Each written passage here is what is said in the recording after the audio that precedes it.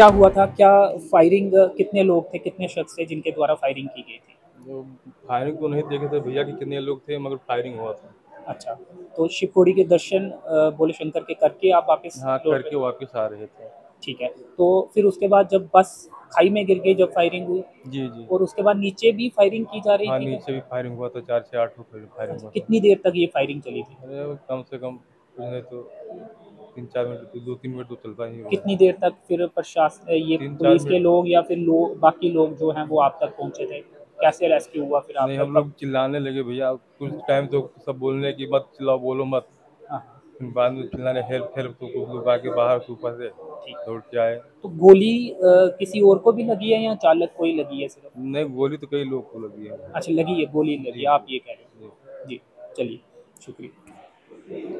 कहाँ से आए हैं आप, एक बार वो भी, कहाँ से हैं हम आप और पूरा नाम क्या है आपका? हमारा राजित राम वर्मा। हम्म। मैं बलरामपुर जिले से हूँ। अच्छा, Balrampur, UP, UP, UP UP. से आप। और कितने हाँ, सदस्य थे आपके परिवार के? हमारे जितने लोग वहाँ से घर से आए हैं, 13 हम्म। लोग थे। हम्म।